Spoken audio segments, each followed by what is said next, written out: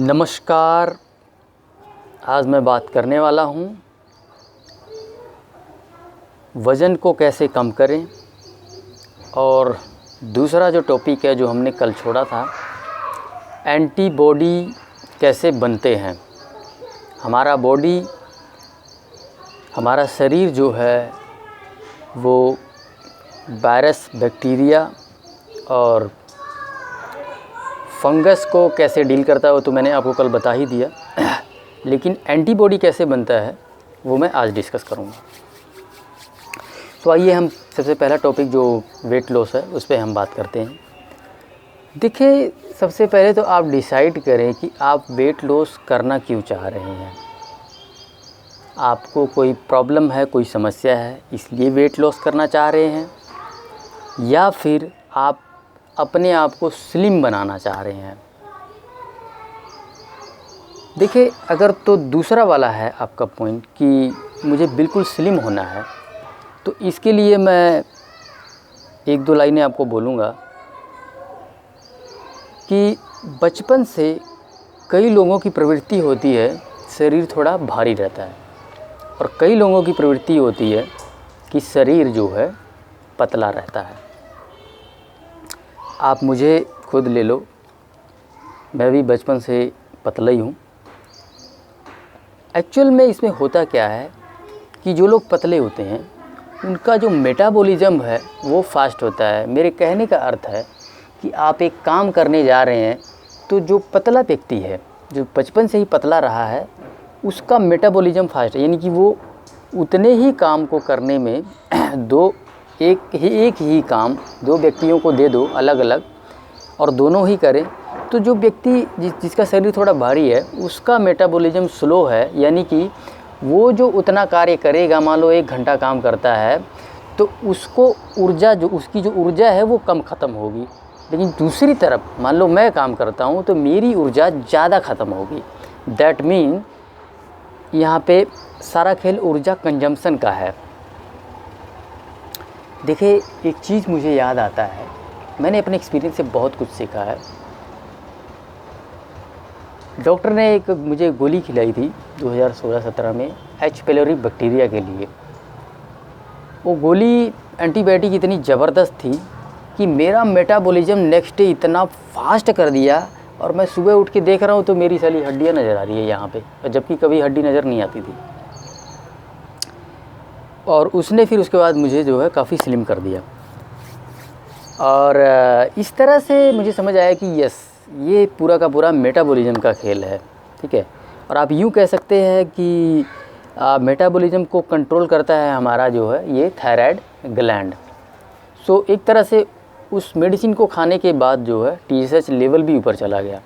ठीक है, TSH हिल गया तो मेटाबॉलिज्म को भी इम्बैलेंस कर दिया, यानी कि जो ऊर्जा एक पर्टिकुलर काम को खर्च करने में कम लग रहा था अभी वो ज़्यादा लगने लगा है। दैट इज़ वाई ज़्यादा ऊर्जा ख़त्म होने की वजह से ही तो नेक्स्ट डे जैसे मैं उठ के देख रहा हूँ तो मैं काफ़ी जो है गाल वाल सारा अंदर ये भी। तो वहाँ से मुझे समझ आया कि सारा खेल मेटाबॉलिज्म का है। और मेटाबॉलिज्म एक तो हमारी चली बचपन से ही मेटाबॉलिज्म एक तय है, ठीक है, कि भगवान ने बना दिया वो मेटाबॉलिज्म। और दूसरा मेटाबॉलिज्म को जो इन्फ्लुएंस करता है वो करता है आप अपना हार्मोनल इम्बैलेंस कर लेते हैं। आपका हार्मोन ख़राब हो जाता है, जैसे कि मैंने अभी आपको समझाया, आपका हार्मोन ख़राब हो जाएगा तो भी आपका मेटाबॉलिज्म इन्फ्लुएंस होगा। आप देखते होंगे कि कई लोगों को थायराइड की समस्या होती है, कुछ लोग पतले हो जाते हैं, कुछ लोग मोटे हो जाते हैं। अब उसमें क्या हो रहा है, एक बंदे का मेटाबॉलिज्म स्लो हो जा रहा है, दूसरे बंदे का मेटाबॉलिज्म बहुत ही ज़्यादा फास्ट हो जा रहा है। अब जिसका मेटाबॉलिज्म फास्ट हो जा रहा है ये थायराइड से इम्बैलेंस होने की वजह से, तो वो पतला हो जा रहा है, यानी कि उसकी ज़्यादा ऊर्जा ख़त्म हो रही है। और दूसरी तरफ उसका मेटाबॉलिज्म और ज़्यादा स्लो हो गया, तो अब वो क्या करेगा, वेट गेन करना शुरू कर देगा। तो ऐसे केस में क्या करना है, अगर हार्मोनल इम्बैलेंस हुआ है तो आप हार्मोन को ठीक करो। ठीक है, आप अपना लाइफस्टाइल ठीक करेंगे, खाना पीना सही खाएंगे। ठीक है, देखिए, हार्मोनल इम्बैलेंस ऐसे नहीं होता है, हमारी गलतियों की ही वजह से होता है। अब मैं अगर खुद का एग्जांपल दूँ तो मेरा TSH लेवल अगर ऊपर चला गया तो उसकी वजह थी, ठीक है, उसका वजह था मैं दूध पीता था, और मिल्क में बहुत ज़्यादा हार्मोन होता है। अब मैं दोबारा दूध पीने लगूँ तो मेरा फिर से हार्मोनल इम्बैलेंस हो जाएगा, फिर से प्रॉब्लम में आ जाऊँगा। तो ये सारी चीज़ें, मीट मछली अंडा इन सब में हार्मोन होता है। तो अब आप समझ ही गए हैं, ठीक है। तो देखो, अब दूसरा, अगर आप सबसे पहला वाला रीज़न हम लेते हैं कि आप बचपन से ही थोड़ा आपका शरीर हैवी है, तो आपको टेंशन लेने की ज़रूरत नहीं है, आप जितना मर्जी वो करें, ठीक है। इसमें आप ज़्यादा क्या करते हैं, आप एक्सरसाइज करें। ज़्यादा फोकस आपको इस चीज़ पे रखना है कि आप खाना सही खाओ। ज़्यादा हैवी होना कोई गलत बात नहीं है, ना ही पतला होना गलत बात है। भाई शुरू से हमारा शरीर ऐसा रहा, भगवान ने ऐसा बनाया है, तो उसमें आप कुछ नहीं कर सकते हैं। लेकिन इम्पोर्टेंट बात क्या है, आपको अपना जो भोजन है उसको सही रखना है। अगर वो सही रखेंगे तो पूरा जीवन आपको कोई भी समस्या, कोई भी डिजीज़ नहीं होने वाला है। लेकिन आप भोजन ही गलत खाएंगे तो मोटे और पतले से कोई फ़र्क नहीं पड़ने वाला। भाई साहब, पतला बंदा भी बीमार पड़ता है, मोटा भी बीमार पड़ता है, दो के दोनों ही पड़ते हैं। क्यों पड़ते हैं? Because of the wrong food, गलत भोजन की वजह से। बीमारियां दो ही तरीके से आती है, एक हमारे दिमाग से इंटर करती है, ठीक है, और दूसरा हमारे मुंह से इंटर करती है। तो दोनों को ही आप ठीक करके रखो, रादर देन फोकसिंग ऑन कि भाई मैं बिल्कुल स्लिम हो जाऊं। आप इस चीज़ पे फोकस करो कि मुझे बेहतर खाना खाना है, ठीक है। एक ही लाइन में मैं हमेशा बोलता हूं कि जो भगवान ने जैसा दिया है वैसे खाएंगे तो आप जीवन भर, आपको कोई डिजीज़ टच नहीं कर सकती है। जैसे कि fruits as it is form में अवेलेबल होता है, उसको प्रोसेस करने की आवश्यकता नहीं होता, उसको पकाने की आवश्यकता नहीं होती। सलाद, उसको पकाने की आवश्यकता नहीं होती है।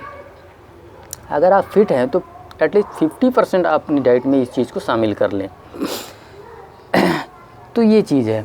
अब देखिए, एक चीज़ और मैं यहाँ पे आप लोगों को बताना चाहूँगा कि जैसे ही नेचुरल डाइट को लोग फॉलो करते हैं ना, लोगों का वज़न बहुत रैपिडली डाउन हो जाता है। मैंने ये फाइंड आउट किया है कि जो प्राकृतिक भोजन है, प्राकृतिक भोजन हमें मतलब कि हमारे एक्चुअल वेट पे ले आके खड़ा कर देता है। जो हमारा एक्चुअल वेट होना चाहिए उस पे ला के खड़ा कर देता है। कई लोग सोचते हैं, कई लोग जो है अपना कंपैरिजन उससे करने लगते हैं, जो आजकल ये BMI होता है ना, BMI। अब BMI को वो लोग मेंटेन ही नहीं कर पाते हैं। BMI बकवास है भाई साहब। आप BMI, अब इस प्रकार के व्यक्ति अगर BMI को मेंटेन करने लग गए ना, तो उनकी प्रॉब्लम कभी ठीक ही नहीं हो सकती। BMI को मारो काटा, और नेचुरल खाना खाने से जितना भी आपके शरीर का वज़न रह रहा है वही सही वज़न है। अब आप चाहे उसमें हैवी हैं नेचुरल खाना खाने के बाद, या फिर आप पतले हैं, दोनों ही बिल्कुल सही है। भोजन नेचुरल होना चाहिए लेकिन, ठीक है। आई होप आप समझ ही गए होंगे जो है वेट को कैसे लूज करना है, ठीक है। आप एक्सरसाइज करें, ठीक है। हमारा शरीर भगवान ने इसको मेहनत करने के लिए बनाया है। अब मेहनत नहीं करेंगे, सारा दिन बैठे रहेंगे, तो ऑब्वियस सी बात है कि वेट गेन तो होगा ही होगा, ठीक है। तो आप लोग मेहनत करें, ठीक है, घूमें फिरें, एक्सरसाइज करें, कसरत करें, ठीक है, योगा करें, जो भी करना है करें, ये सारी चीज़ें करें, और भोजन को करेक्ट कर लें। आपको जो है रॉ जो है अपनी डाइट में शामिल कर लेना है, कच्चा, यानी कि भगवान ने जैसा दिया है वैसे ही हमको खाना है, पका पका के ज़्यादा नहीं खाना है। ये दो चीज़ें आप लोग करें। आइए अब हम चलते हैं अपना दूसरे टॉपिक पे। दूसरा टॉपिक हमारा है एंटीबॉडी बनता कैसे है बॉडी में। देखिए, जैसे ही कोई पैथोजन यानी कि बैक्टीरिया, फंगस और वायरस इंटर करता है, वैसे ही हमारी बॉडी के वाइट ब्लड सेल्स यानी कि मैक्रोफेजेस और न्यूट्रोफिल्स उस जगह पे पहुंच जाते हैं धीरे धीरे। न्यूट्रोफिल्स और मैक्रोफेजेस में क्या अंतर है? मैक्रोफेजेस आर हैवी, ठीक है, मोटे तगड़े होते हैं, और न्यूट्रोफिल्स जो हैं उसके मुकाबले में पतले होते हैं। लेकिन अभी जो बंदा पतला होगा तो वो तेज़ी से भागेगा। That is why they called motile sales की मोटिलिटी बहुत ज़्यादा होती है, ठीक है। दुबले पतले हैं तो जल्दी भागते, तो सबसे पहले वही पहुंचते हैं न्यूट्रोफिल। अब न्यूट्रोफिल क्या करता है, उस बैक्टीरिया को खा लेता है, और उसके जो ऊपर जो एंटीजन होता है उसको खा के उठा के फेंक देगा, ठीक है, एंटीजन को उठा के फेंक देगा। वो एंटीजन कहाँ चला जाता है, हमारे जो लिम्फोइड नोड्स होते हैं ना, लिम्फ नोड्स होते हैं, वहाँ पे जाके वो चला जाता है। अभी लिम्फ नोड्स में 2 प्रकार के सेल होते हैं, एक T cell that is called thymus cell और एक होता है बी सेल। ठीक है, टी सेल और बी सेल, इनके कार्य को मैं अभी आपको समझाता हूँ कि इन दोनों के कार्य क्या है। ठीक है, हमारे शरीर में बहुत जगह लिम्फ नोड्स हैं, लिम्फ नोड्स, ठीक है, वहीं पे ये स्टोरेज होते हैं, टी सेल और बी सेल। इनका कार्य क्या है वो भी मैं आपको बताता हूँ। अब उसने तो उठा के फेंक दिया, लेकिन जो मैक्रोफेजिस है वो ऐसा नहीं करता है। वो बहुत ही जिम्मेदार आदमी है, बहुत ही डिसेंट आदमी है। वो करता क्या है, बैक्टीरिया को वो खा लेगा। खाने के बाद क्या करेगा, उसका जो एंटीजन है उसको हाथ में पकड़ के ले जाएगा। कहाँ ले जाएगा, लिम्फ नोड्स में टी सेल के पास ले जाएगा। ठीक है, टी सेल के पास ले जाके दिखाएगा कि भैया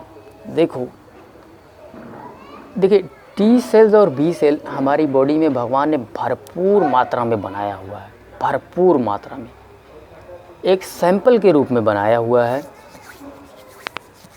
इनका बेसिकली कार्य होता है एंटीबॉडी को जनरेट करना, बनाना। लेकिन एंटीबॉडी बनाएंगे कैसे, एंटीबॉडी तो पूरी दुनिया में करोड़ों की मात्रा में है।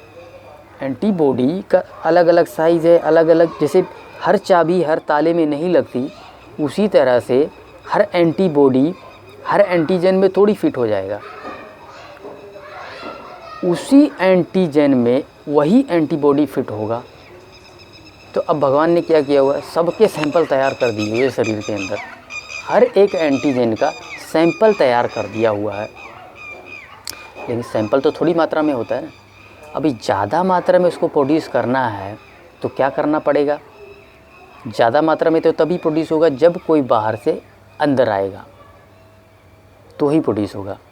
अब वो बैक्टीरिया आ गया, उसको मार के मैक्रोफेजिस उसको जो है टी सेल के पास ले जाने से पहले एक काम करता है, उसको प्रोसेस करता है। Basically it is called MHC2 molecules.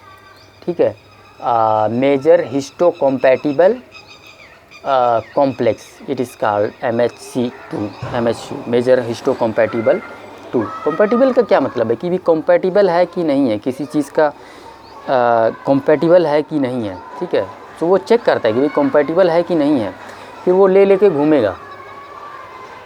अब लिम्फ नोड्स में तो बहुत सारे बी सेल्स है, टी सेल्स है। ठीक है, ढूंढेगा कि भाई कौन सा इसके साथ मैच करेगा, इस एंटीजन के साथ कौन सा एंटीबॉडी मैच करेगा। ठीक है, कौन सा बी सेल के पास वो एंटीबॉडी है जो उसके साथ मैच करेगा, ढूंढेगा एक एक को। ठीक है, जब वो वाला उसी एंटीबॉडी के अगेंस्ट उसी एंटीजन के अगेंस्ट वाला एंटीबॉडी मिल जाएगा, ठीक है, जो बी सेल के पास है वो उसको दे देगा। ठीक है, अभी बी सेल क्या करेगा, बी सेल उसको जो है चेक करेगा कि भैया ये मेरी ही एंटीबॉडी के अगेंस्ट वाला एंटीजन है, कहीं डिफरेंट तो नहीं है। वो प्रॉपर उसको चेक करेगा। अब चेक करने के बाद क्या करेगा, वो उसको एक्सेप्ट कर लेगा। इट इज़ जस्ट लाइक कि भाई कोई आपको गिफ्ट दे रहा है और आपको गिफ्ट पसंद आ गया है। ठीक है, तो आप यूँ कह सकते हैं कि उसको गिफ्ट जो है पसंद आ गया है, जो मैक्रोफेजेस ने दिया है बी सेल को, टी सेल को, वो उसको गिफ्ट पसंद आ गया क्योंकि वो उसी का है। ठीक है, उसी के कॉम्पैटिबल है, जिसके लिए उसको भगवान ने बनाया था। वो वायरस आ गया है या वो बैक्टीरिया आ गया है। ठीक है, भगवान ने उसको पार्टिकुलरली उसी बैक्टीरिया के लिए बनाया था और उस बैक्टीरिया के ऊपर जो है वो एंटीजन है। अब ये खुश हो जाएगा पूरा कि वाह जी वाह, मेरे को मिल गया। अभी यहाँ पे ये क्या करेगा, अब एक और दूसरी साइड चलते हैं, बी सेल के तरफ चलते हैं। ठीक है, लिम्फ नोड्स में 2 सेल हुए, एक टी सेल दूसरा बी सेल। अब जो उधर से जो दूसरा वाला गैर जिम्मेदार वाला जो वाइट ब्लड सेल था जिसका नाम है न्यूट्रोफिल, जिसने बस खाया पिया उठा के फेंक दिया उठा के। अब उसका फेंका हुआ एंटीजन बी सेल वाले के पास आएगा, ठीक है। बी सेल बहुत ही हम्बल है, ठीक है। वो नहीं चाहता कि कोई बढ़िया से गिफ्ट रैप करके उसके पास ले आए, वो ले लेता है बस। वो मतलब उधर से वो फेंकता है और वो कैच कर लेता है, यहीं कैसे वो रिसीव कर लेता है। अब उसके बाद देखिए, जो बी सेल होता है ना, उसके आउटर आवरण में बहुत सारे रिसेप्टर्स लगे होते हैं, ठीक है। रिसेप्टर्स लगे होते हैं, और रिसेप्टर्स पे वहाँ से ढेर सारे सिग्नल्स निकलते हैं। जो टी सेल होता है, ठीक है, टी सेल के न्यूक्लियस में भी कुछ चीज़ें होती हैं और वो उसको एक्टिवेट करते हैं, और फिर टी सेल जो है अपनी ही फ़ोटोकॉपी करना शुरू कर देता है, ढेर सारे बनाना शुरू कर देता है, ठीक है, अपने ही जैसा। और फिर जो ढेर सारे वो बन जाते हैं टी सेल, फर्दर वो उसको सिग्नल भेजते हैं बी सेल वाले को, जो उसके बाहरी आउटर आवरण में रिसेप्टर्स लगे होते हैं। उस सिग्नल, अब यहाँ पे क्या है, उसके न्यूक्लियस में फिर कुछ रिएक्शंस होता है बी सेल्स के, और वहाँ से वो अपनी फ़ोटोकॉपी करना शुरू कर देता है। तो एक तरह से हमने ये देखा कि डायरेक्टली टी सेल एंटीबॉडी नहीं बनाता है, रादर वो बी सेल को स्टिमुलेट करता है, बी सेल को स्टिमुलेट करता है। एंड फर्दर जो है बी सेल हमारे प्लाज्मा में जो सेल्स होते हैं उसको स्टिमुलेट करता है, और वहाँ से जो है उसी बैक्टीरिया के अगेंस्ट वाला एंटीबॉडी बनना शुरू हो जाता है। और इस प्रकार से जो है पूरी प्रक्रिया है, इस प्रकार से जो है हमारे शरीर में एंटीबॉडी बनता है। ऐसे ही एंटीबॉडी नहीं बनता है, कई सारे प्रोसेस होते हैं। भगवान ने इस प्रोसेस को जो है इसलिए बनाया है क्योंकि कहीं हमारा बॉडी हमारे सेल के ही प्रति एंटीबॉडी ना बनाना शुरू कर दे, कि भाई पता लगा कि आरबीसी के अगेंस्ट ही एंटीबॉडी बनाना शुरू कर दिया, ठीक है। इसलिए बहुत सारे जो है प्रोसेस रखा हुआ, बहुत सारी जगह चेक होता है कि भाई हाँ यही एंटीजन है, यही एंटीजन है जो बाहर से आया, यही एंटीजन है, यही बैक्टीरिया है, ठीक है। सो दैट हमारी बॉडी के अंदर जो सेल है उसी के अगेंस्ट एंटीबॉडी ना बननी शुरू हो जाए। अब एक बात बताओ, मेरा ब्लड ग्रुप है ए, ठीक है, ए ब्लड ग्रुप है, तो एंटीजन क्या होगा, एंटीजन होगा बी, ठीक है। कि भाई अगर इसमें बी ब्लड ग्रुप आया तो उसको मार के वहीं ख़त्म कर देगा। मेरे अंदर किसी बी वाले ब्लड ग्रुप को आप चढ़ा दोगे तो क्या करेगा, रिएक्शन होना शुरू हो जाएगा, उसको मारना शुरू कर देगा मेरी ही एंटीबॉडी। उसी प्रकार से मैं अपना खून बी वाले को दे दूँगा तो उसके बॉडी में रिएक्शन शुरू हो जाएगा, जो है ये एंटीबॉडीज़ एंटीजन को मारना शुरू कर देंगे, सेल को मारना शुरू कर देंगे। लेकिन ओ वाला जो होता है, ओ के बाहरी आवरण पे एंटीजन होता ही नहीं है। जो ओ ब्लड ग्रुप वाले होते हैं उसके बाहरी आवरण पे एंटीजन होता ही नहीं। ओ ब्लड ग्रुप किसी को भी चढ़ा दो, अब जब भाई साहब एंटीजन ही नहीं है तो एंटीबॉडी क्या उखाड़ेगा, एंटीबॉडी कर ही कुछ सकता नहीं है। तो मेरे अंदर किसी ओ वाले ब्लड ग्रुप को ले आके डाल दोगे तो वो काम करेगा, पूरा काम करेगा, ठीक है। या तो मेरी बॉडी में ए वाला चढ़ सकता है या फिर ओ ब्लड ग्रुप चढ़ सकता है। बी वाले को भी या तो बी वाला ही चढ़ेगा या फिर ओ वाला चढ़ेगा, क्योंकि ओ के बाहरी आवरण में एंटीजन है ही नहीं, तो एंटीबॉडी कुछ उखाड़ ही नहीं सकता। तो इसलिए बहुत सोच समझ के भगवान ने जो है ये कई सारे स्टेप बनाए हैं, ठीक है, सो दैट हमारा शरीर का जो एंटीबॉडी है हमारे शरीर के अगेंस्ट काम ना करने लगे। ऐसी कई बार हो जाता है, हम शरीर को बहुत ज़्यादा परेशान करते हैं, उल्टा सीधा खाना खाते हैं, डिजीज़ को बढ़ाते चले जाते हैं, ठीक है, ध्यान नहीं देते हैं, भाई खाना वही खाई जा रहे हैं, गोलियां खाई जा रहे हैं 5-5 6-6, तो क्या होगा, शरीर परेशान हो जाता है। तो ऐसे में कंफ्यूज होकर हमारा बॉडी जो है हमारी ही बॉडी के अगेंस्ट एंटीबॉडीज़ प्रोड्यूस करना शुरू कर देता है। तो इस प्रकार से बहुत सारी डिजीज़ जो है शुरू हो जाती हैं। सो उम्मीद करता हूँ कि आज की वीडियो से मैं आपको कुछ मोटिवेट कर पाया हूँ, कुछ सिखा पाया हूँ। सो इस वीडियो को यहीं समाप्त करते हैं। धन्यवाद।